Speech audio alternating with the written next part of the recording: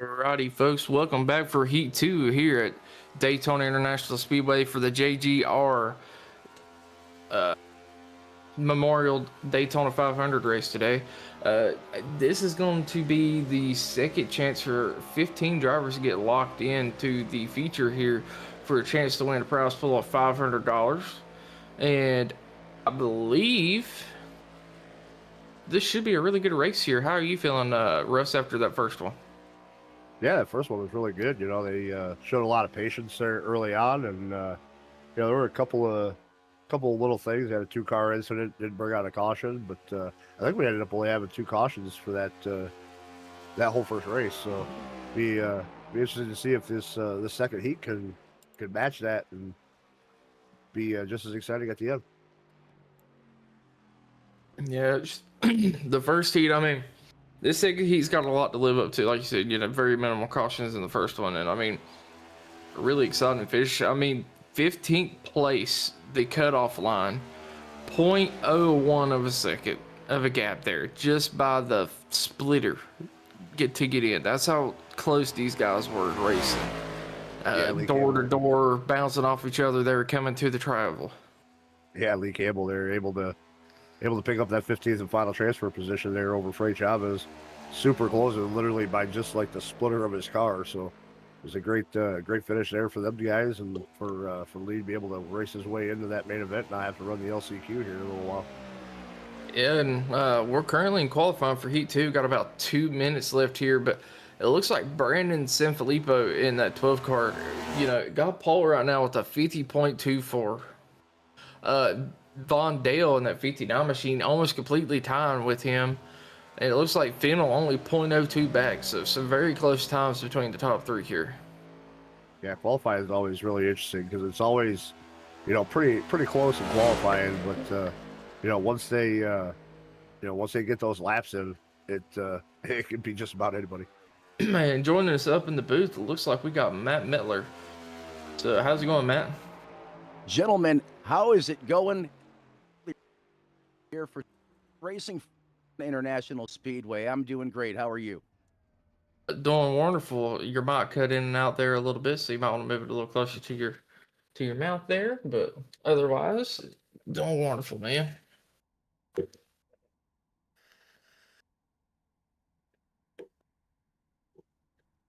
But as we were saying, Brandon, the top 3 are really close to each other. It looks like Stephen Luttrell going to be getting up in that 1st place spot. Got a couple more drivers out there currently. I believe Aaron Rowland, James Waring, Aubrey Thompson, and Dwayne Drummond all out on the track right now. Looks like James Waring going to put himself up in the 3rd, so it's going to knock Terry Fennel down to 4th and Steve Luttrell to 5th. Aaron R. Rowland are currently out on the track. As I say, this heat race here is going to be the one for all the Racers Elite fans to watch, because this is going to have a bunch of the Racers Elite regulars participating in this heat race here. We had a handful there in that first heat race, but this one here is going to be jam packed with the Racers Elite regulars. Well, speaking for me and Mike's point of view on the Friday Super Speedway Series, I mean, Stephen Luttrell, Truth Hoke, Barry Nelson, Common, Joe Bonner. I mean, I know a lot of these guys from other leagues too, so I'm looking forward to a really good race here. Kinsley Smith, wanted to be looking forward. Dennis Kane. I mean, there's a lot of heavy hitters in here that are super speedway. Trying to think of the word, I can't think of it. Super speedway, like natural super speedway mains. This is basically what they do all the time. A lot of people do like money races, and we got serious stuff. And then Andrew Teft, who should be starting 60 laps down, as he was in the first race 60 laps down, but we'll let him get away with it and let him start 15th for now. Well, yeah, I was going to say, I informed him during the break there that we had come to the collaborative agreement that because he joined that first heat race and didn't run any laps, that he would have to start this heat race 60 laps down. So we'll see how he fares with that. You mentioned super speedway aces out of the Racers Elite camp, and that is Mr. Sunday Money. That is the 15 Obviously, he is one of the mainstays in the league. He is always up front, always in the conversation when it comes to super speedways. And then you can't forget about his shake and bake buddy, the 98 of Andrew Teft, the HMFIC of the league. What I love the best about this heat race, as you mentioned, Dakota, it has the best of both worlds. You have all the big stars and racers elite, but how are they going to go up against the guys from PGR, the ones that do this day in and day out? Currently in third place, you have James Waring right now in that 113 machine, and I promise you, he's going to look to team up with Dwayne Drummond in the 27. This is going to be a big-time showdown, so I hope you folks are ready to rock and roll. This race is going to be epic. Yeah, and if I've learned anything, we're getting ready to go over the starting grid, but if I've learned anything about them PGR boys, they do like to work together to try to make sure they get into the feature here. But getting ready to go over the starting grid, I'll let Matt take over for it if he wants to.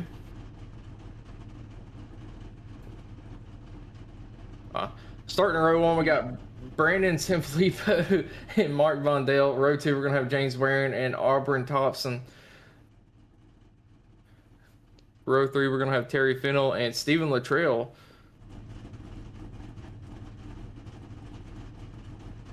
Row 4, we're going to have Hendricks and Alex J. Gates here. Row 5 is going to be Truth Hoke and Barry Nelson.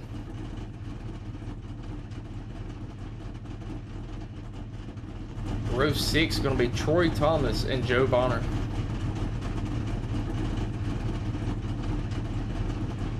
Row 7, Cody Benelli and Austin Norris. Starting in row 8, we're going to have Andrew Teft and Kyle Hess.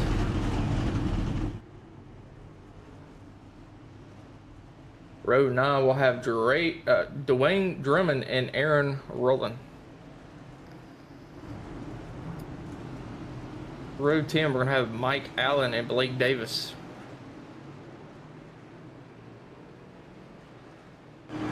Row 11, we'll have Dave Nall and Jack Kelly.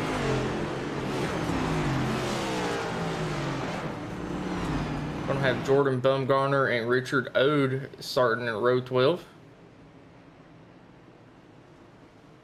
Row 13 is going to be Robert Mitchell and Dennis Kane. We're going to have Kinsley Smith and Mark starting in row 14. And I believe rounding out the field in row 15 is going to be Joshua Norton and Danny Jackson, who has not gridded at the moment in that 14 machine, as I do believe Danny Jackson was actually in the first race. So Joshua Norton rounding out the field. 29 cars in this field, only 15 can get in. So these drivers are going to have to do everything they can to try to get in that top 15. Sorry about that, guys. Hey, not a problem. And as 29 drivers with hopes and aspirations of making it to the next round, but as Dakota just said, only 15 will transfer. That puts Austin Norris right now on the hot seat as we get ready to go green flag racing here from the world of speed right here at Daytona. Yes, sir. Green flag racing, the first restart here. And after last race, I'm expecting a really close restart between some of these guys, because that outside line did a phenomenal job in the first race on the initial green here. So we're going to keep our eyes on that number 59 of Mark Vondale. It's got no restart zone. Green flag in the air, hard on the loud pedal, and those glorious V8s come roaring to life here at the big house.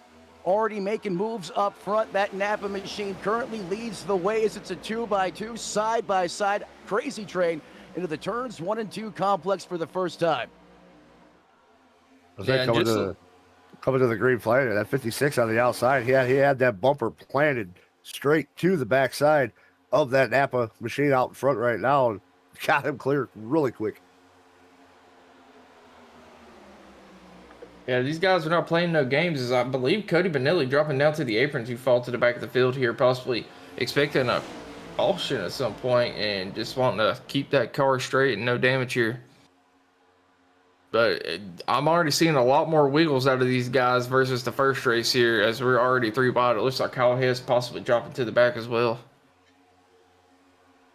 Yeah, Man, saw we quite a few almost guys. had the big one right there, right around that 15th place position, I believe. We were 3 wide there momentarily.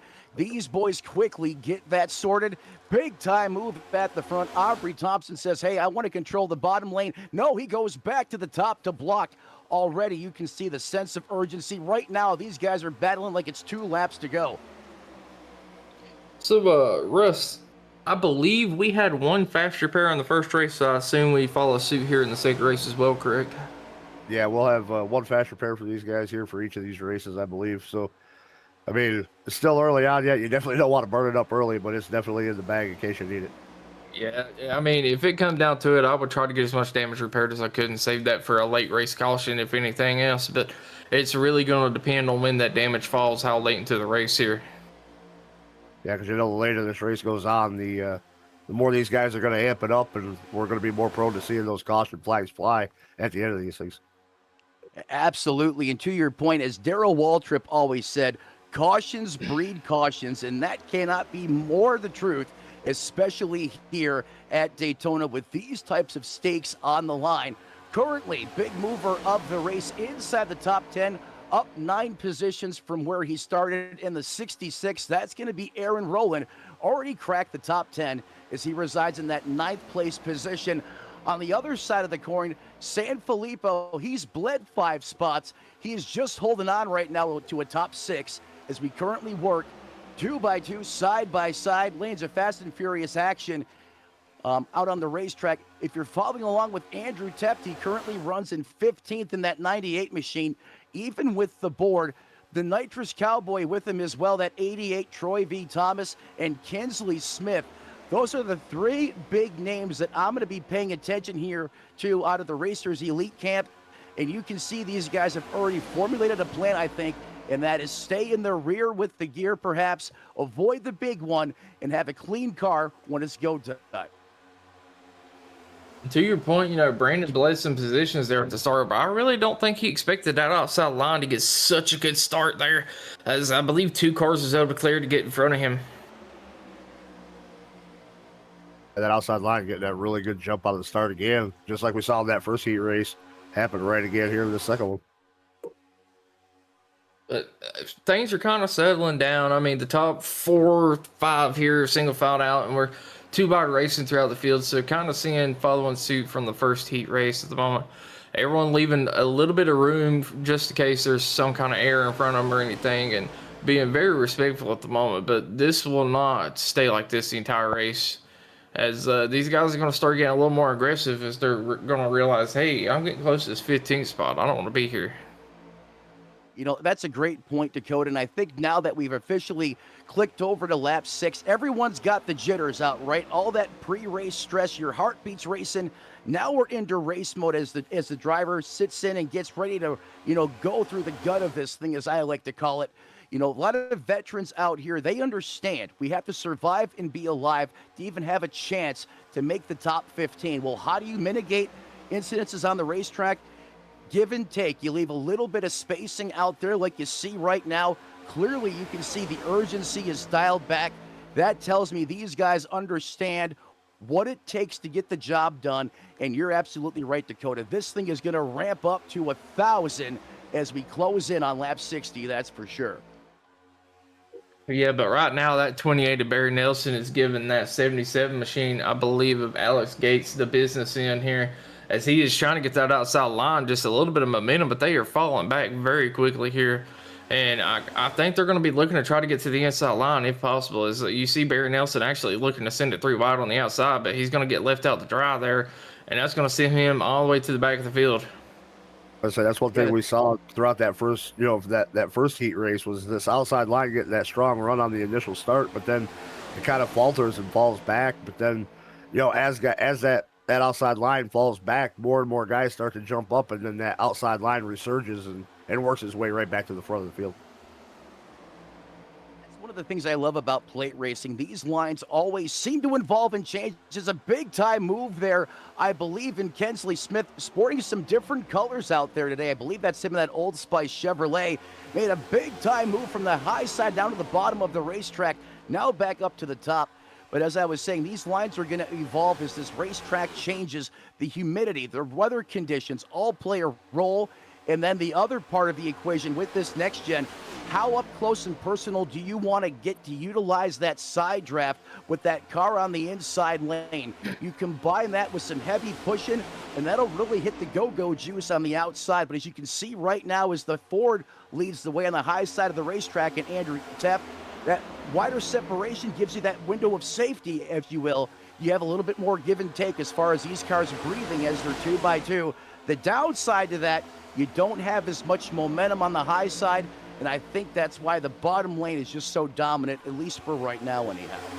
Yeah, and to your point of the side draft, I don't think these next gen cars are as strong as side drafting as per se like the ARCA car or the truck, maybe even the Xfinity car. But if you get 3 to 4 cars really close to each other and you stay within, really close to each other all the way through the corner on the front stretch and stuff like here, you will pick up so much more momentum and so much more time than trying to go down a side draft, because this side drafting is so weak in these cars, you have to get like right up on somebody. But I am looking at YouTube chat here. We got Stephen Luttrell fan club in the house. Appreciate you stopping by, Mr. Luttrell. We got Joseph Bonner saying, let's go LNG. The number 53, 66, 24, and 16. We got Let's Go 54. Let's go Mikey Allen. Got to get my coffee, but I'm here. Let's go racing. Not a good start for the number 59. And then we also had the same thought. Can we see the positions? And let's go Thompson. Appreciate everybody for stopping by, as we currently have 43 viewers. If you're liking what you see, give us a follow, subscribe, and we do racing like this almost every day of the week. We have special events all the time, and we appreciate y'all for stopping by and check us out on some other events as well. But back to the racing action here. That's right, back to the racing action here at Daytona. This field are rocking here at the Big House. Heat racing right here. It's all about getting inside the top 15, and on the hot seat right now, it is Hendricks in the 54 machine holding on to that coveted 15th place position. These drivers continue to try to just churn and burn these laps off the board. Let me ask you a question, Dakota. In your mind, you've been covering these plate races now for a while. Everyone's got a different philosophy, a different strategy. If you're out there on the racetrack right now, and let's say you're running, that 15th to 20th place position, later in this race, when do you start to make your move towards the front? When is it go time? I mean, it ain't go time till it comes to about the last 5 laps, maybe even the last 2 laps, because, realistically, anything can happen at any point before that. A caution could come out, you could get involved in a wreck. Unless you're able to sit in first almost the entire time, I think it's safer to kind of chill, honestly, completely in the back, because it's so easy, as long as you don't lose draft, to get a run here. As you see the car in the very back hopping to the outside lane here, and he should theoretically be able to suck right up to them guys and get a really huge run and potentially take it 3 wide to gain even more spots if he wanted to here.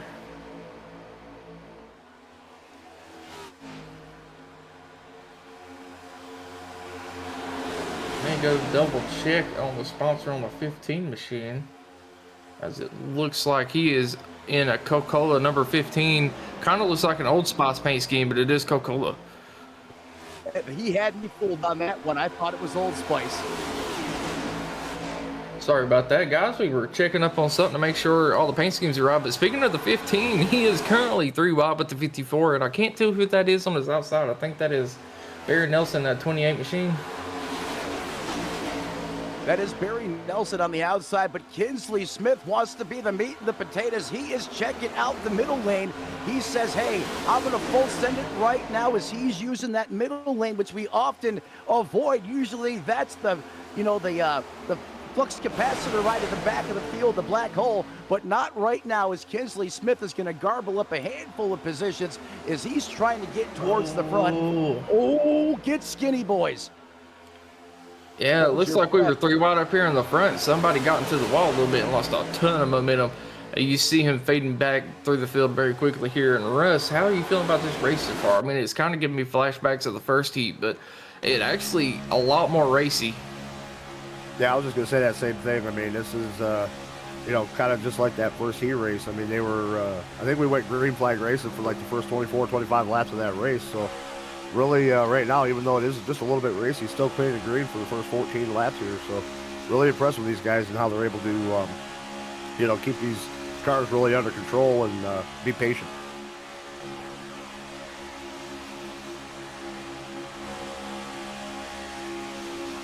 Said lean, mean, and green. That has been the story of the opening stages of this race.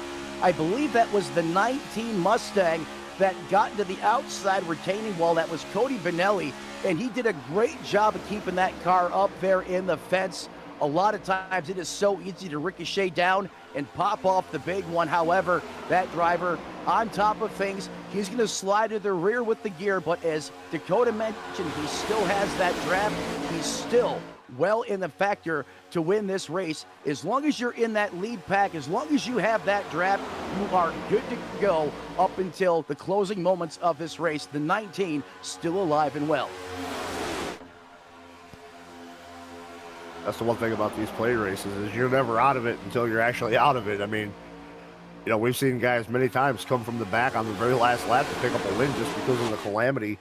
So, like you said, as long as you're in that draft, you're still in it with a chance to win it. The thing I like to do strategy-wise, and perhaps Kinsley Smith is doing this right now.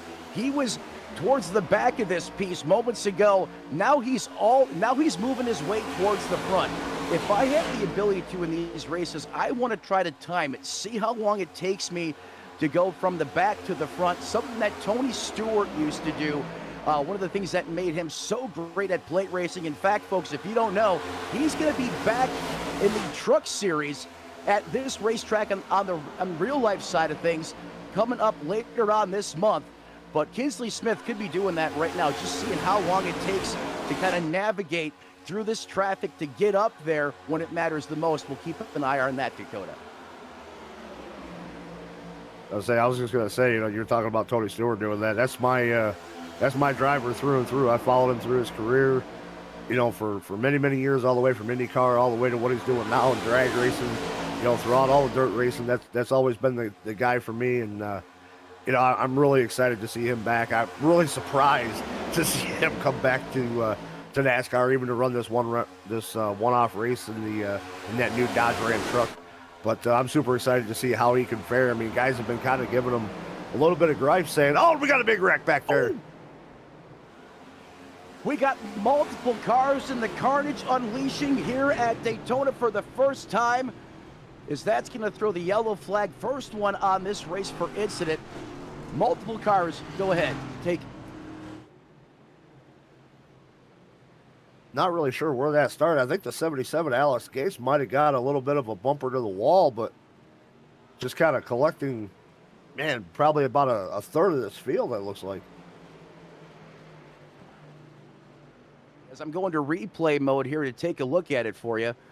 Pardon me, folks. Someone keyed up on the radio, and I thought it was my commentator talking. That's why I suddenly stopped speaking there. But it looks like this one's going to pop off here from the top shelf of the racetrack. Oh, my goodness. Big time. Just looks like a self-clear gone wrong, and that's going to bring all the energy up to the outside lane. Multiple cars wrecking into the outside retaining wall, and then obviously more cars getting involved there. Oh, and you hate to see that, but inevitable. We always say this is the proverbial big one. Multiple cars going to be involved here. Looks like Dennis Kahn, Dave Nell, Kyle Hess, Mike Allen, and Mark Oyster in the 71, and a couple more as caution now leads the way here at Daytona. Well, I was going to say too, it's kind of interesting the timing behind this, because we're currently on lap 19 of 60, and the fuel run here is about right around 40 laps. So it's going to be interesting to see whether or not these guys come down pit road, top that fuel off, whether or not they're going to have to come back down again before this race is over. Well, that's a great point, being on in that fuel window. This is going to allow the other drivers now to breathe easy in the form of having to avoid a green flag pit stop. That's one thing we haven't talked about yet, and I think that's one of the keys to success at Daytona that often gets overlooked. If you want to stretch this field out, the best thing you can do is get a group of your buddies and go down there and execute a very quick green flag pit stop. That'll really stretch this field out. However, not the case, as caution reigns supreme here for the first time this heat race.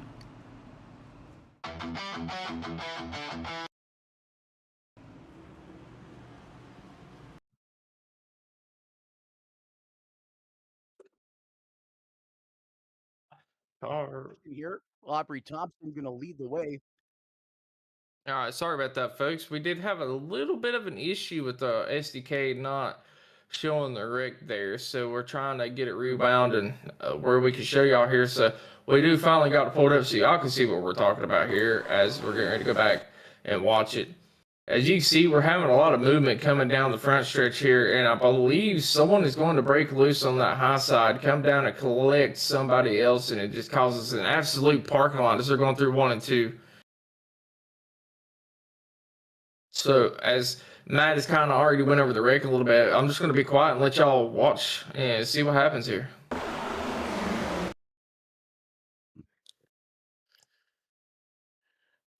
You're right, Dakota. Sometimes you just let these things speak for themselves, and heartbreaking for some of these drivers, that's for sure. Yeah, some very good drivers involved in this wreck, and I mean just absolute carnage in a parking lot there. Coming into 1 and 2, a couple of people doing a really good job to avoid that. As I see someone completely sideways dodging 2 other cars there, but just when some people get luck, some people get unlucky there. So I mean, it's just 50-50 coin toss when you're super speedway racing if you're getting involved in it or not. Man, at least the one good thing is, and a lot of times you can't even see 2 cars in front of you. I mean, let alone around the guy that you're pushing. You don't even have a chance to react sometimes, and that unfortunately seems to be the case for some of these drivers. And, that's why, this type of racing is done on super speedways. Very big week coming up for iRacing in general, some of the biggest racing of the year. A lot of money on the line as well. But that's why it's here on these plate races. Everyone has a shot. If you're in it, you can win it. On the other side, it only takes a fraction of a second from everything to go from perfectly fine to horrible. And that's what we're seeing here right now at Daytona for the first time this race. Yeah, that is very true. But Russell, was you trying to say a minute ago, sir? Well, I was just going to say the only, the one good thing, I guess, is that these guys do have that fast repair, so a lot of them are going to be able to get that used. But unfortunately, that means that they're going to kind of have to really watch their tails for the rest of this thing so that they don't get caught up in something else. Oh yeah, that's very true. Once that fast repair is gone, if you're caught in something else, you're basically just a sitting duck, and you're kind of SOL with there only being 60 laps in this race. Now, if this was the full Daytona here, which you would have plenty of ample time to get your damage fixed. There could be more cautions. You could stay in and go a couple laps down even. I mean, but it seems like we're having a little bit of audio issues here. You're getting a little bit of robotic mic sound, so we're going to try to take a minute to get that fixed.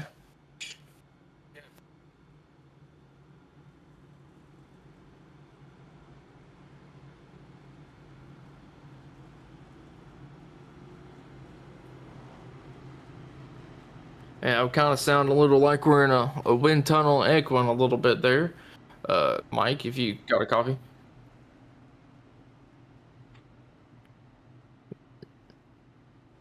They're saying it's specifically me and Russ having issues.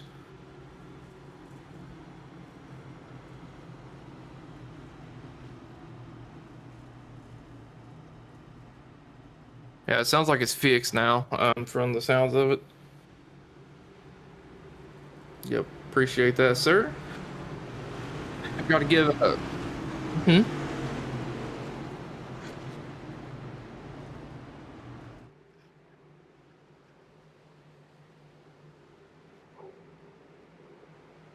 we're getting ready to go back green flag at the start of lap 21 of 60 this time. We are not able to be the drivers on the broadcast for the minute. Hey, we'll get that fixed very shortly. I do want to send out a big thank you to Mike for producing this. It takes a lot of time to get all this set up properly and get things working, and he does a wonderful job here for us at Racers Elite. But it looks like that 53 machine, who's in a 22 paint scheme, going to be leading us here. Looks like Thompson in that 56 machine going to be taking over P2, and Stephen Luttrell holding very strong up here in the front today, as typically he's one that gets to the front near the end. Looks like Andrew Tett's going to be trying to go to the outside to work his way around here with a little bit of help from, I believe that is Aaron Rowland in that 66 machine. We got Troy Thomas in the 88 and the 57 of... I don't think that's the right number either, is it? I think it's the 7 of Austin Norris there. That is the 7 of Austin Norris. You mentioned Andrew Teft, and he's starting to get Tefty out there on the outside lane, making some hay, leading the charge there in that Ford Mustang, and he's bringing the boys with him. You mentioned the 88, the Nitrous Cowboy, Troy Thomas. I like to call him the stealth man because a lot of times he just sneaks up there. Doesn't make a lot of noise, but he'll get up there kind of like a Kevin Harvick. Where did he come from? He is now surging towards the front. And look who's pushing him. That is Dwayne Drummond, giving him a full shot into the corner there. They were hooked up, welded together. And you got to have a good battle buddy. You got to have a good pusher. And if I'm out there, I would love to see the 41 behind me, because when he's pushing, you're going places just like Andrew Tepp with the big moon. He now leads here at Daytona. Yeah, Andrew seems like he's tired of sitting towards the middle of the pack here and decided to get himself put towards the front, as he was able to go to, work both lanes here and dive up and down and get himself up there. But now he's going to have Joe Bonner behind him and Stephen Luttrell in that 36 machine. So a couple of racers lead boys, but Aubrey Thompson in that 56 machine looking to get himself back up there, and he is starting to get a little bit of help on that outside line now. You can start to see the intensity dialing up. That Toyota TRD powered machine had 22. It was all over the back bumper of that dark horse. Is Andrew Teff now up 14 positions. He currently carries the torch here at Daytona. Does he go up to the top? No, he's going to block the lanes. You want to talk about how important leading here at Daytona is? We talk about staying safe and avoiding the big one by going to the back. Well, guess what? A lot of times, if you're at the point, hey, it's all clear sailing from there as well. You just have to manage both these lanes of traffic, and so far, Andrew has the recipe for that. Is 2 Fords lead the bottom and top lane here, currently under green flag conditions. I mean, that is a good point, but we are not 100% sure if these drivers are going to be able to make it from lap 20 to lap 60, especially with Andrew Teff leading here. But they should be fine, but he might just have to back down the pace just a tad bit and try to save it just a lap. We don't know for sure. Yeah, we know that fuel run was right around that 40 lap mark, which is, I mean, I think by the time we went back green flag, maybe about 38 laps or so that this thing had left. So yeah, it's going to be interesting to see whether or not they're going to have enough fuel to make it. I mean, if you're in the draft, I think you're going to be fine. But if you're out front like Andrew Teff is right now, you might be thinking about having to maybe put yourself back there in the draft just a little bit to save that fuel. It looks like we got a couple of people about mid-pack possibly looking to go 3 wide, but they didn't have enough momentum to really get a run going there. And that outside lane is starting to falter, as you see, because of that. Yeah, Kensley Smith, one of those drivers there, currently in that 16th place position. He was trying to get some mojo up there on the high side of the racetrack. We just haven't seen that surge of energy, the performance up there as of yet. I do believe that will come as we go later on in this race. But I mean, for the most part, these drivers have done a fantastic job, as we currently work lap 27 out of the scheduled 60, closing in on that halfway point here from Daytona. It is all Andrew Teff up 14 positions as he leads, in Dakota, a gentleman that you mentioned, Front Row Joe up there in second. 10 spots to the good. Aubrey Thompson in that 56 machines runs out the top 3 as they run right now.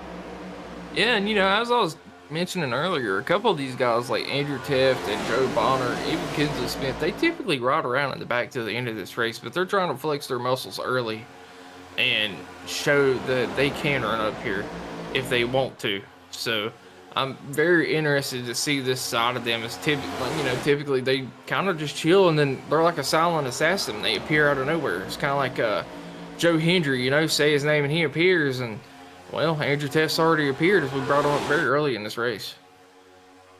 Yeah, going back and talking about Kensley Smith, the one thing, especially with these bigger races like this here, I think Kensley, we're used to seeing him running that back, running back there in the back like that, until towards the end, but I think here we've kind of seen him do, I think, Matt, you mentioned it, you know, a little bit of the testing the waters, if you will, seeing, you know, okay, what happens if I put myself into this position, or where can I go if I go here?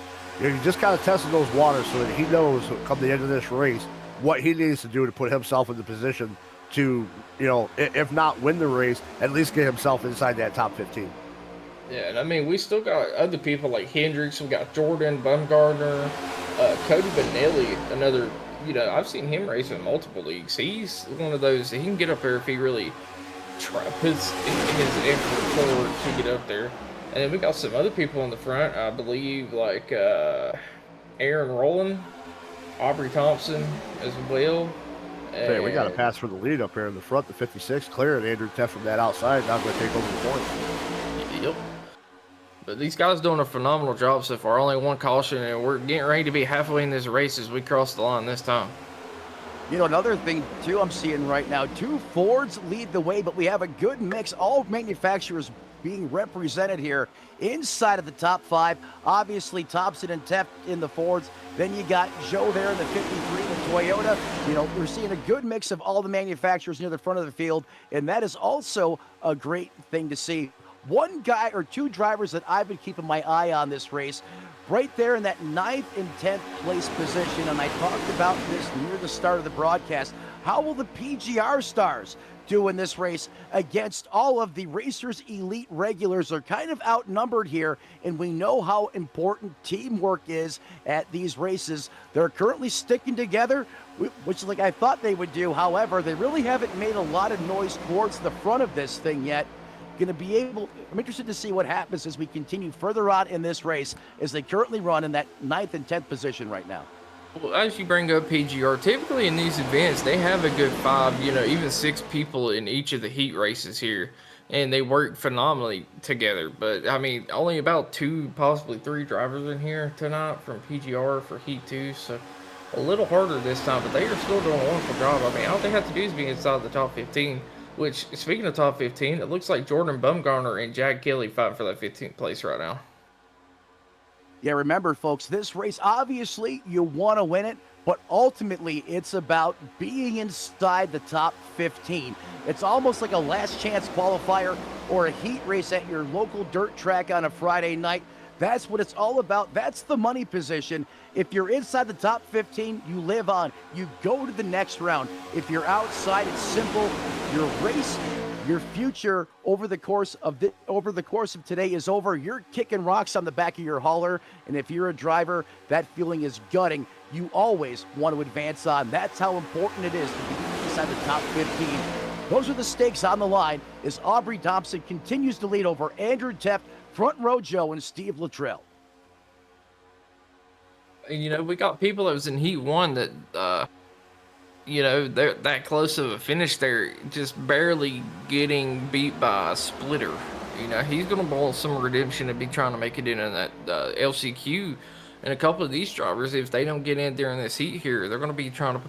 I feel like the LCQ is probably the crazier race out of the bunch because, you know, it's 60 laps just like the heats, but it's your very last chance. And if you don't, you know, make a move or something in that race, you're kind of just done. Oh, we got to bounce it off each other here.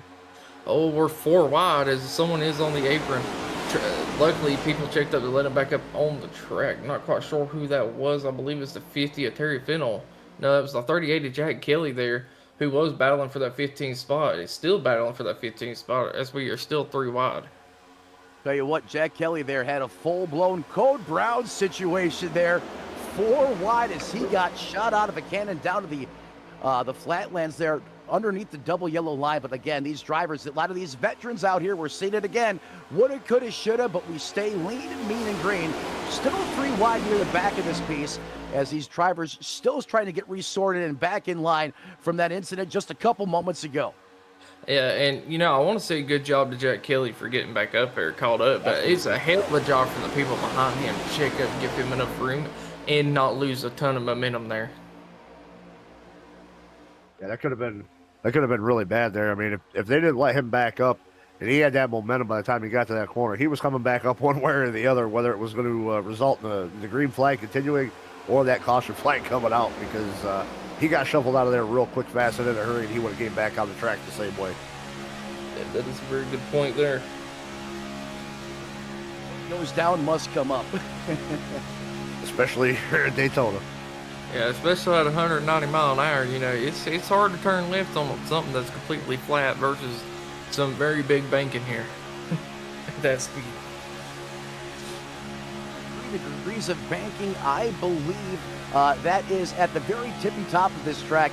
And I'll tell you what, folks, seeing this track in TV and real life, we're here in the sim, it does not do it any justice. I remember the very first time I went to this racetrack, the first thing I saw was the iconic Dale Earnhardt senior statue out front. As we all know, we lost him back in 2001. And the second thing I noticed when I walked through that tunnel, when you stare off into the turns 1 and 2 complex for the first time and you see that banking, we got problems. The 19 on the apron doing a drift mode job. Oh my, what a save. I thought Cody was going to come back up on the racetrack. It looked like a Saturday night tandem drift show. That Mustang somehow got down on the apron. He was fighting the good fight in that dark horse, and he won that battle. I am impressed as the 19 keeps it on the racetrack. However, I believe we're still under green flag conditions. He's going to need a caution to get caught back up. But my goodness, what a piece of driving out of the 19 there. What there was a little bit of a stack up there, and he just kind of got the blunt end of the deal from Brandon Sanfilippo. Looked like that bottom lane just kind of checked up just a little bit, and Sanfilippo didn't see that coming.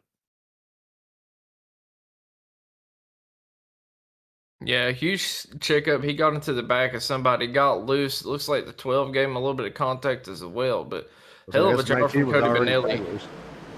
Hell of a job from Cody to save that, as he was completely sideways all the way through 1 and 2.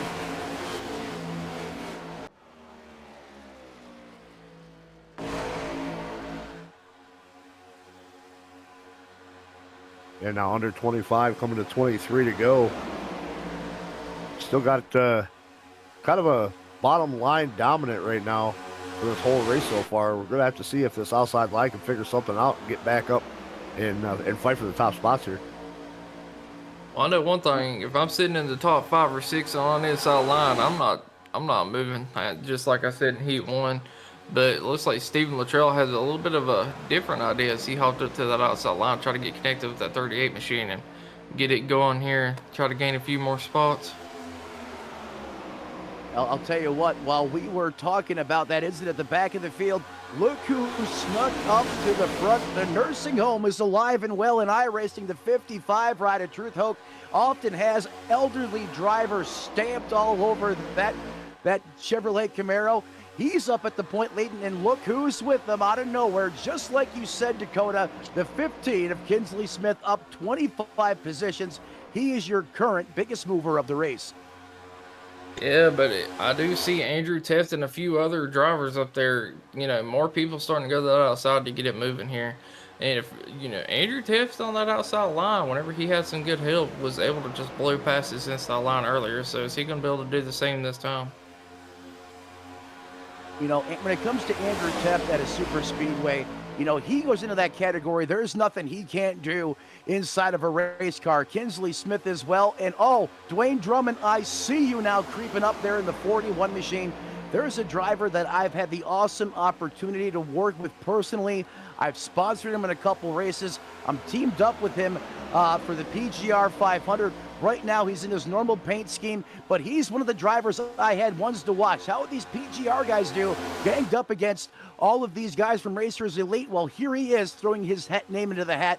Andrew Teft moving forward, as well as Dakota mentioned. He's currently residing in that 7th place position. The Nitrous Cowboy in 9th. Terry Fennell rounds out your top 10. I'll tell you, boys, I'll say one of the guys that I'm impressed with this race is that is Kyle Hess, currently running up there in P7, P6, somewhere in there. He's one that you know, we don't get to talk about him very much during the regular Racers Elite league races and stuff, but having himself a really good showing so far here in this one, down there on the bottom, right behind Drummond. Yeah, just a little update on the, you know, battle for 15th. It looks like we got Hendricks, Bromberg, and Aaron R. Rolling battling out for that 15th spot. But things do to change as people are in different lanes, and once that outside lane gets a little bit more momentum build up, it's going to be completely different for that 15th spot. And these guys now coming up on a lap car. Looks like the 78 or Richard Ode maybe. Going to be interesting to see if Ode can keep it up there on that top and let these guys go 3 wide around him here without causing any kind of a problem. So far, so good. That Mark Truex Jr. paint scheme on that Toyota is going to go up to the top shelf, the nosebleeds, and look at the speed difference. We talked about staying with the draft, folks. This is why it's so critical. It looks like Ode right now is down 100 horsepower compared to everyone else out there on the racetrack. That is the effectiveness of the draft. That's what it does, and that's why you just cannot survive if you don't have it. You're sometimes 10 to 15 miles an hour slower than everyone else in the pack. Ode going to be able to latch on to here and hold on. However, he is off the pace. He's going to need a caution or two to get back into this thing. Say, when you're all by yourself out there like that with no drafting help, it's almost like you feel like you're in a top fuel dragster with a parachute pulled, that you're going that much slower than everybody else. Great way to put it. You have no momentum. And then, when you start to pick up the draft, everything changes. I think the sound of the engine picks up, the RPMs come to life, and you can actually feel it. Even in sim racing, the technology has gotten so good where you actually can feel the sensation of the air, the dirty air in the draft. And it is a beautiful thing right now, as long as you're in it, that is.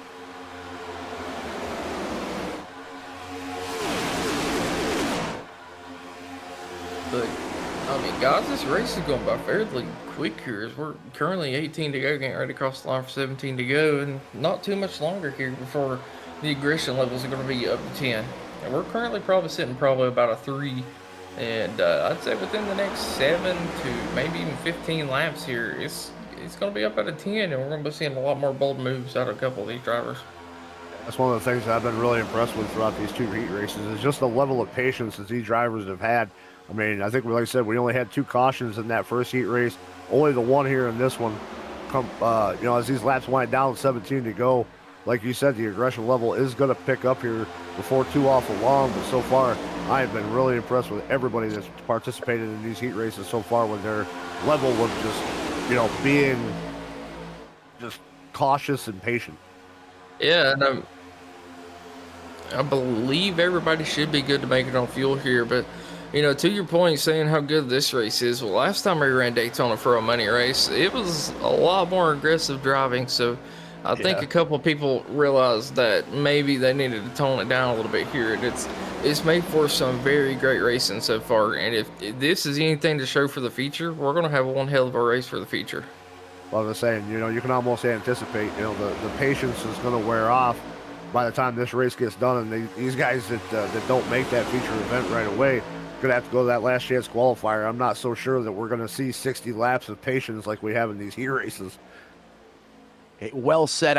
Right now it's like being in the eye of a Category 5 hurricane. All is calm, not for long. As soon as that southern eye wall starts to push in, this race is going to take on a completely different look and feel. And as Dakota said, it's going to go from 1 to 1,000. So make sure you're strapped in. Grandma's got all the kernel-free popcorn and Labatt Light sitting next to me. She's ready to go, and we are almost down to that time, folks. It is the calm before the storm. It's about to get rowdy. I hope you're locked, ready to go. But mine and your grandma's ain't the same. She wants a snus and some milk and cookies. You didn't hear that, Grandma. Truth Hope leads the way in the 55 ride. Again, he's doing a great job in that Camaro. He's got a friend behind him in Kensley Smith. These 2 guys, part of the Shake and Bake boys out of the Racers Elite Camp. It's Front Row Joe and Dwayne Drummond now up 13 spots. And Kyle Hess rounds out your top 5. Whoa. Single file. We got another lap car coming up here. Going to go to the high side of the racetrack.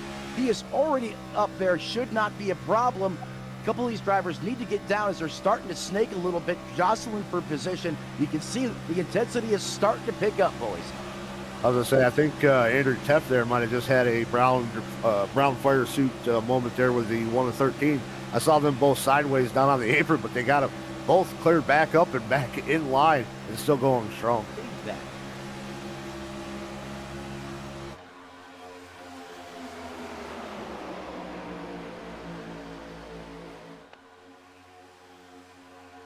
All right, folks, right now we're currently in the eye of the hurricane. You know, everything's nice, calm, and peaceful, but the back end is coming up very quickly here as we are working lap 13, or 13 laps to go. We're definitely not working lap 13. Hey, speaking of back end, I think Andrew Tet had "Don't Stain Your Ride, Use Tide" moments of the race. Just a couple seconds to go here as he currently runs in that 7th place position. Up to 3rd now in the 41. However, he is being scored as the 27 in timing and scoring. That is Dwayne Drummond. He is now poking his way up towards the front of this piece.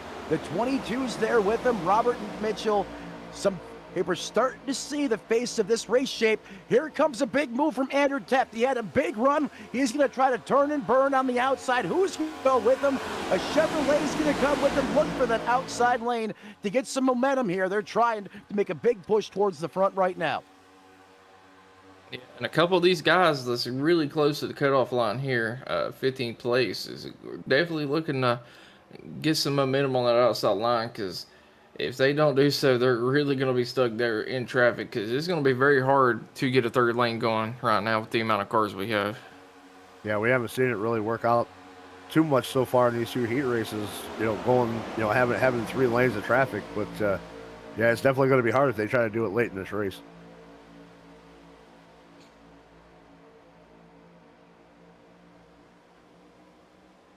Coming to 10 to go, Andrew. Again. Are you kidding me? What a save! They're still trying it out. They go around. No yellow yet. Looks like Aaron Rowland and Martin Von Dale, a little bit of issues there. 66 and 59. Von Dell's got a broken spindle on the 59. Oh, that is heartbreaking. I thought we almost wrecked 4 times in the matter of 3 seconds back there. That is incredible driving. As our producer just said moments ago, we are now less than 10 laps remaining to settle this one. Yeah, as we're watching on board of this wreck that just happened here, between, I believe, the 44 got into the back of somebody, got really loose. The 59 did not have enough time to check up, got to his inside, and that's going to send the 44 down to the apron. And you know what happens when you're going this fast on the apron? Sorry about that. That is a 66 machine, I believe. A little hard to see the numbers. But he does a really good job of trying to save it there. Just unfortunately, that 59 machine behind him not having enough time to really get checked up. So Aaron Rowland getting hit twice, but the 59 machine shoots up the track, gets turned, comes back down. I believe that's Stephen Luttrell. He almost gets into. Stephen Luttrell barely squeezing through there. But we're going to get back to the live side of things here, as unfortunately no caution came out for that, as they were off of the racing surface, and we are at 9 laps to go. And Andrew Tett's still trying to get that outline to work, and losing positions at the moment, as he has been in the top 5 all race, currently back in that 11th position. So he's going to have to possibly look to get to the inside here or something. Hey, don't panic. You still got plenty of time. It is far from over. And that's what separates the veterans from the rookies in this type of racing. You don't panic. Keep your composure. If I'm a crew chief, I'm on that radio being that voice of reason to that driver. Hey, it doesn't matter until you're really coming out of turn 4. We've seen it at the course of history. As long as you got the draft, you still have a shot. And that's right now. While the tensions are up as the driver, you got to remain focused. Go in that car, do battle. You still got plenty of time to go out there and get the job done. With the amount of cars the inside lane has, a list of people decide to jump up there to that outside. I got a feeling that outside lane is not going to be gaining a lot of momentum here, but it does look like we have a couple possible takers here, unless they're just trying to fake out the outside lane there. I think we got some trickery trying to be played, and I love the strategy call here. I love what I'm seeing out here from these guys. They're going to look at the moves right now. We're starting to do the jig, the backdoor shuffle, if you will. That's how you know we're starting to get racy. Look at all this lane jostling. This is when we can see some more big-time incidences pop off, but right now, so far, that is not the case under green flag conditions, coming up on just 5 laps to go here at Daytona.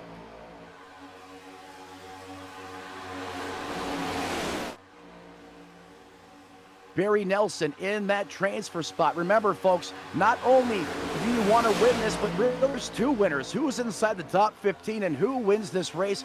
Currently, Truth Hope, the man out of the LPV squad, currently shines the way, and the other person inside the top 15, it's Andrew Teft right now on the bubble in that 98.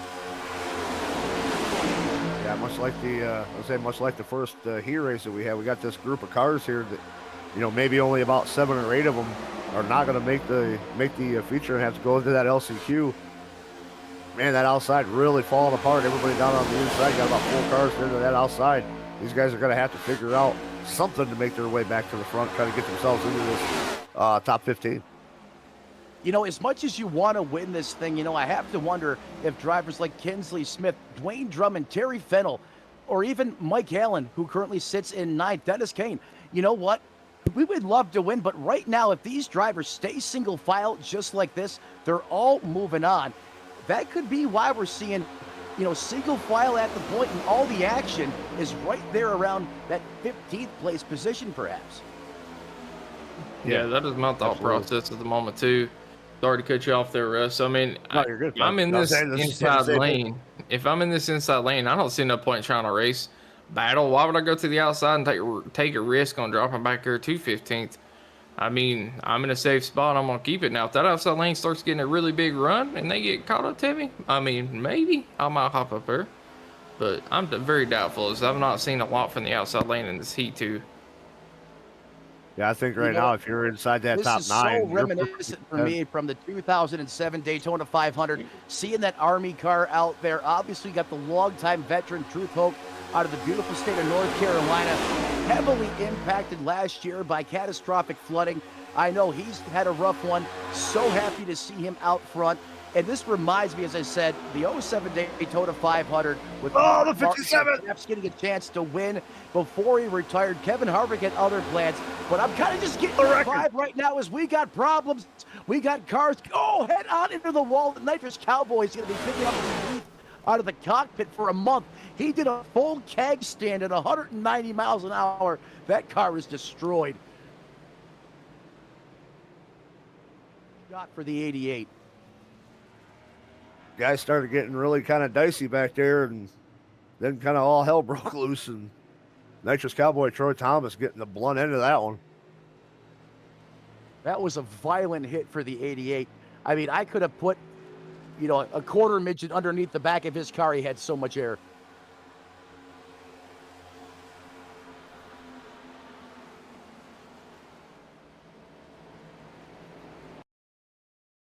He still does have that fast repair, though. He still has that golden ticket in his back pocket. Yeah, I'm pretty sure he's still got that fast repair, but now he's going to have to have only less than a handful of laps, or Green-White-Checkered even maybe, to get himself back into a position to put himself inside the top 15.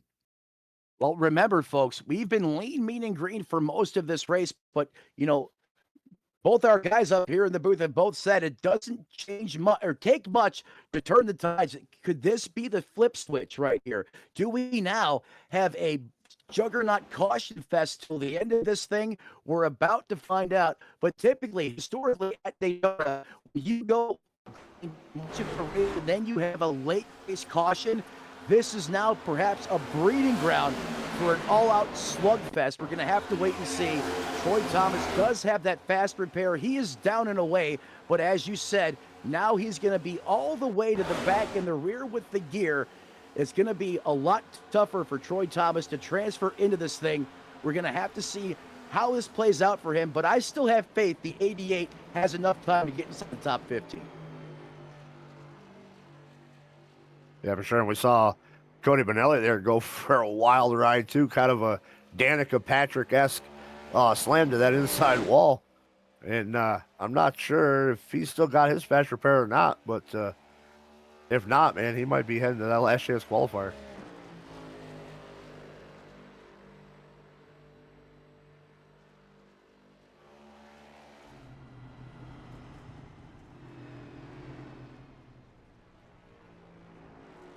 Oh, man. Green-White-Checkered attempt. If we make it to the white flag, who is going to die? Is somebody going to die? Are we going to see the whole field get wrecked here? Or are we going to have a really clean race and everybody make it across the line? What are y'all The thinking? question is I was saying the question too being, are we going to make it back to the white flag? Because these guys only got one attempt at this Green-White-Checkered. So if the caution comes out before they hit that white flag, that's going to do it. And the field will be frozen as it stands. So going to be interesting.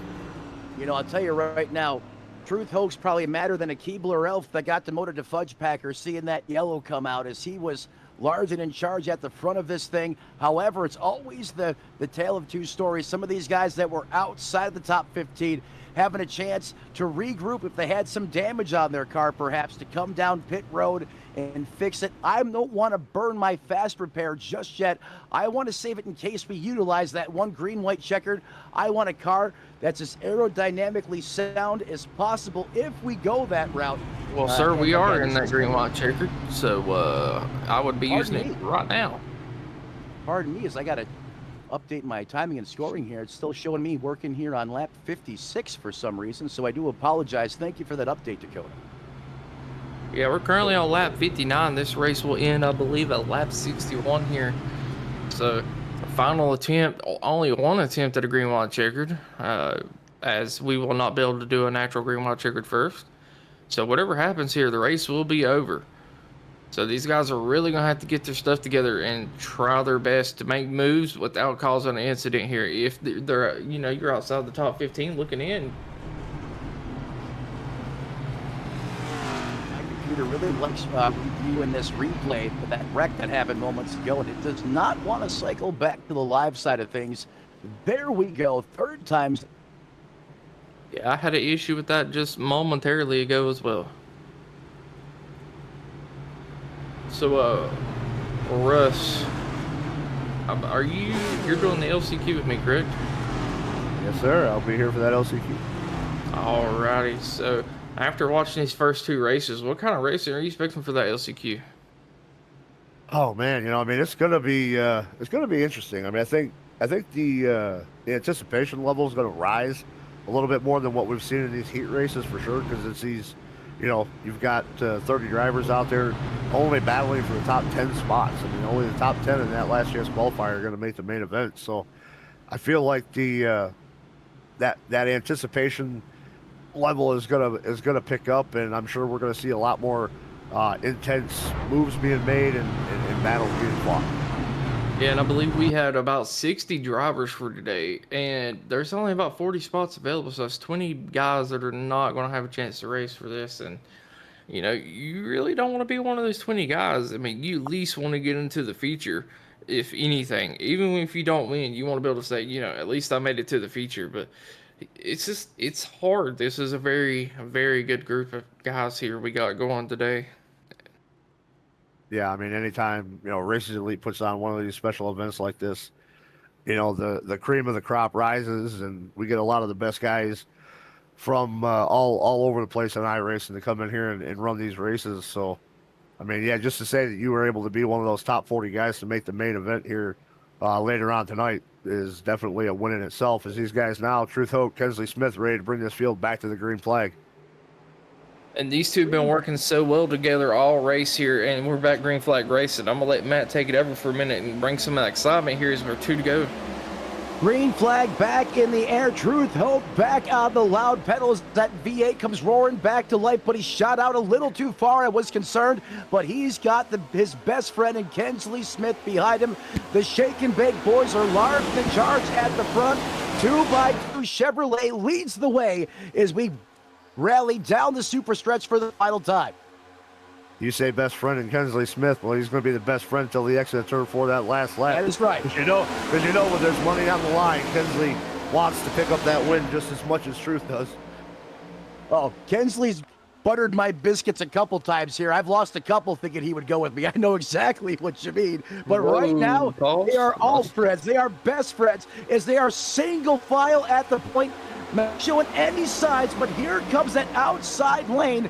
Can they get the momentum going when they need it most? Say Terry Fennell up there in that 50 car leading the charge from the outside, or any of these guys from like second, third, fourth going to jump up there in front of Fennell on the outside to try to make a charge on the outside line, coming through 3 and 4 to the checkered flag. And currently, Stephen Luttrell sitting in that 15th spot, so he's right in the transfer spot. Him and Austin Norris switch back and forth between 14 and 15. We got Jack Kelly on the outside looking in, and Jordan Bumgarner as well. It looks like Jack Kelly getting around him. Say Kensley's backing off that bumper just a little bit to try to get the run on Truth. Come on, Truth. He's going to make the move. He's not going to make the move. He's going to push. Behind them. They are serving up breakfast, lunch, and dinner, but Truth Hoke is going to win this heat race at Daytona. Wow. Let's go. Truth, let's go, buddy. That's a long time coming right there. He has found more ways to lose these things. Absolutely. So happy for him, man. He's got to be psyched up right now. And I know Truth Hoke just won the race, but just a little update. Aubrey Thompson getting that 15th spot, just barely knocking out Stephen Luttrell. Might have been a little door banging going on there for that final transfer spot. So really, if you think about it, ladies and gentlemen, 2 winners in this race, just getting inside the top 15, Aubrey Thompson. And then what about America's favorite 55 and up driver, Truth Hoke, in 55 ride? He has got to be fired up right now. I made the Mark Martin reference earlier. Mark wasn't able to do it. Truth Hoke punches his ticket into victory lane, perhaps when it matters most in his iRacing career. And how cool is it that Kinsley Smith was behind him, your biggest mover of the race in second. Terry Fennell, Dwayne Drummond, and Robert Mitchell round out your top 5 as Truth Hoke burns it down. I cannot wait to hear him in the interview. He's going to be lit like a Christmas tree. I was going Alrighty, folks. I was going to say, Truth may just owe Kensley about half of that prize fund that he won for winning this race, because Kensley never even made the attempt to make the pass on Truth coming to the line. So it was obviously strategy for Kensley to push Truth to that win right there. It shows a lot of respect and a lot of class out of Kinsley Smith. And I know this one means a lot to Truth. I've covered a lot of his racing here in Racers Elite, and sometimes this guy just gets taken out. Like, it's almost like a dark voodoo cloud over that car at times. So many times in contention, found so many ways to lose it. But today, like I said earlier, this could be one of the biggest moments of his iRacing.com career, as he knows he's going to live on to continue to race tonight in prime time. Well, I've even made the joke with Truth. I was like, maybe you should start running a target paint scheme, because it just seems like, like you said, he's found so many ways to have these races ripped from him and get caught up in just stuff that's not even his fault. So it's like, maybe you should run that target paint scheme, because it seems like you've always got a target on your back.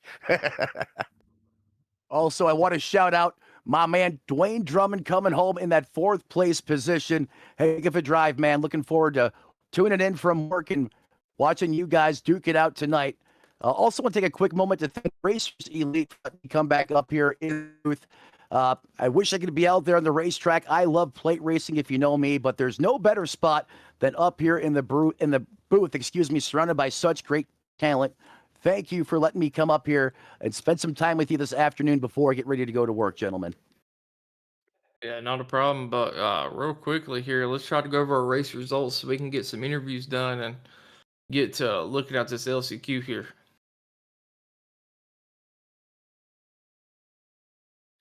So Truth Hoke going to be winning the race. 27 laps left here. We're going to have Kinsley Smith second, Terry Fennell third.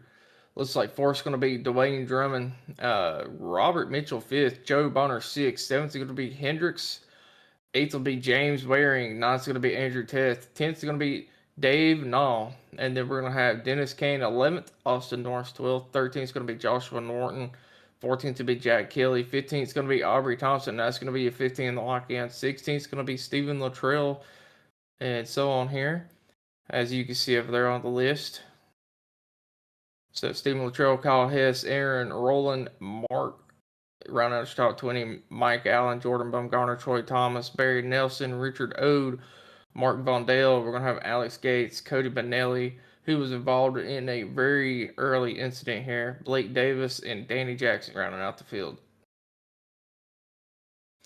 But Alrighty, Phyllis, y'all ready to do some interviews? Absolutely. Let's get some of these guys up here. So let's get y'all want to do all three of them again at the same time? Might as well. Why not? I mean, all right, hold on. Oh, Alrighty, fellas, it's Dakota. We're gonna have Russ and Matt up here in the booth. We're gonna interview all three of you at the same time, just like we did for Heat 1 here. Did all three of y'all have a copy? yeah. Alrighty, hell of a drive from you guys there, Kinsley Smith, Truth Hook. Y'all did a really good job working together there, and I believe You don't have Kinsley in here. oh, Kinsley is not in here. My bad, but Truth Hook and Terry Fennell, coming home, I believe first and third there. How walk us through your race? Go ahead, Truth. Oh, it's just I was just riding along, and when I seen Kinsley coming on the outside, it was just like, I'm going high. I'm going with Kinsley, and it took us straight to the front and stayed there the whole time, and it was a real. I liked it. I enjoyed the race, but if it wasn't for Kinsley, I think I'd hope to finish in the top 15. Well, I was saying there at the end, I think you might owe Kinsley about half the prize fund for winning this this heat race because he didn't even attempt to make the move on you there. So I think you might owe about half that prize money there, buddy. Yeah, now that we got Kinsley up in the booth, he can verify that for you. Yeah, Truth can give me all the credit, but if he wasn't holding the line as pretty as he was, I wouldn't have been able to push him as good as I could. Yeah, that is a very good point there. But Terry, walk us through a little bit of your race as well. Then we'll get to Kinsley's here. Well, the race was pretty good. I enjoyed it. Got wild there at the end, and especially when the last caution come out, it was on the outside. I thought I was going to be done with, and then I got some good pushing. I just want to thank you all for the broadcast and Andrew for putting this thing on and Misfits. Heck yeah, man. Kinsley, you want to walk us through a little bit of your race as well? Got a little frustrated at the beginning. Couldn't get through. I got to stop starting at the back sometimes. Sometimes it just gets hard to get through these guys. But I think before the first caution, I was able to make it up to 10th, and then when that caution came out, I came back out in 10th, and then I fell back a little bit, and finally a hole opened up for me to get to the top line in the front, and True popped up in front of me, and it was just full sail from there. Pushed Truth to the front, and me and him dropped down, and we stayed at the front the whole rest of the race. So. Fair enough. Is that the Kinsley Smith who always starts in the back and somehow ends up in the front, saying he's getting scared to start in the back now? I expect you to start in the back in the future. I mean, I expect you to start dead last, actually. Yeah, I think we had Friday. I started dead last, and somehow ended up winning that one too. So. Yeah, you're pretty good at doing that. Allows you to avoid some of the wrecks and stuff. And whenever you're ready to get up to the front, you're most of the time able to make your way up there. But I'll let the other guys give y'all a few questions here, as I've been talking a lot. So, Hey, Truth Hook in the 55, Matt up in the booth. Man, I'll tell you what, buddy, I am so happy for you right now. I can't tell how many races I covered where you seemed like you were the car to beat. You had it in the bag. And somehow, some way, some crazy act of God, it was almost demonic at times, would find ways to just cut your throat and just heartbreak time and time again.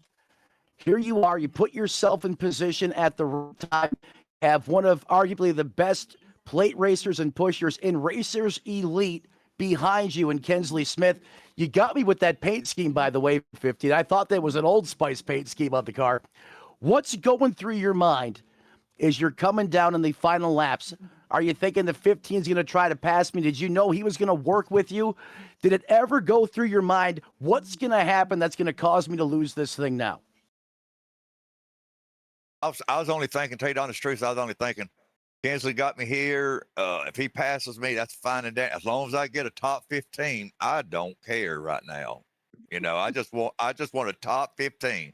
But like I said, when I seen Kinsley coming, I went to the top. I had opening, I went to the top because there's no better person out there to push. I mean, I love my teammates and they push good, but if you get Kinsley in front or behind you, you need to stay there. I know. I love the acting job by him on the broadcast, trying to sell later on that he's going to have a hard time getting to the front. All he does is flex his hustle muscle, and he is up there. We both know it. But Truth Hoke, congratulations on the win, man. What does it mean to you to come across that start-finish line in P1? What does it do for you confidence-wise later on tonight in primetime? It really makes me feel good that, I made it through a wreck without getting wrecked. So and then for tonight, I mean, it's just got me up there, yes, I probably won't do good, but I'm still like, yes. Get your time, Truth. And Kinsley, as always, heck of a job out there. So much fun to watch you do what you do, finding a way through traffic, even when it seems like it's nearly impossible. Heck of a job being the biggest mover of the race there in that second place position, buddy. Thank you. It was a fun race. Yeah, Truth was able to hold a real good line, so that allowed me to really get on his bumper and stay on his bumper for a while. And I think I didn't even let off his bumper during that green-white-checkered until turn 4 just to get a little bit of air. So yeah, a lot of the credit goes to Truth, because if it wasn't for him able to hold that line like he was, I wouldn't have been able to push him. So I got a quick question for Terry Philman here before I turn it over to Russ, so he can have a moment to ask a couple questions here. Terry, what are you gonna do to finish ahead of these two guys here in the next race? I probably ain't. I'll tell you the truth, but I'll finish third to them by any day. You said the correct answer is put him in the wall. Got it. No, I'm just playing. I'm playing. I think both of them knows better than that. All right, Russell, you got any questions for anybody right quick? No, I think we pretty much covered everything. I mean, Kinsley just, always, as always at a plate track, showing the muscle, showing the skill. No surprise that you were up there finishing. The fact that, you didn't make a move on Truth there, and you ended up pushing him all the way to the win. That was a little bit surprising, because I even called where you had said, you had backed off to get some air. Well, I had called that you were backing it off so you could get that run on him coming out of 4. So you took me by surprise by not going for it. So, but you still got a good run. You're still in that main show tonight, so good luck tonight. Terry, you had a great run all night, or this whole race. Good to see you up there getting a really good quality finish. I call your guys' races every Thursday night, and good to be able to get a chance to talk with you, and for you to have a good run. So good luck to you later on tonight too. And then, Truth, all I can say is, I came in down to your guys' voice chat before the race started to pick on you like I always do. And I guess all I can say is, all right, you don't suck quite as much now. Hey, like they say, even a blind hog can find an acre of corn once in a while. There you go, buddy. There you go. Well, congrats, Truth, on that win again. Locking it in. Good luck tonight in the big race. And I hope to get a chance to see all three of you back up at the end of that race. Sounds good. Thank you, Russ. Thank you, Good Russ. run, Kinsley. Thank you. Thanks, everybody. Y'all Thanks, have a good Kinsley. one. We'll see y'all in the next one. Thank you. Alrighty, folks. This has been heat number 2. Tune in about 25 to 30 minutes here for the last chance qualifiers at Racers Elite LGT Memorial Race. Sorry about that. I'm struggling so bad today. Anyone else got any final remarks before we close this thing out? Yeah, I just want to say a quick thanks to Andrew Teft and being up here in the booth with you guys again. Like I said earlier, I love plate racing. If you know me, I wish I could be out there, but this is the next best thing, being up here in the booth, calling all the high fly and high octane action with you guys. Thanks for having me. Good luck tonight. I'll be watching from where I can. Yeah, man, it's been a pleasure. It's always fun calling races with you. So hope to get a chance to do it again soon, buddy. Man.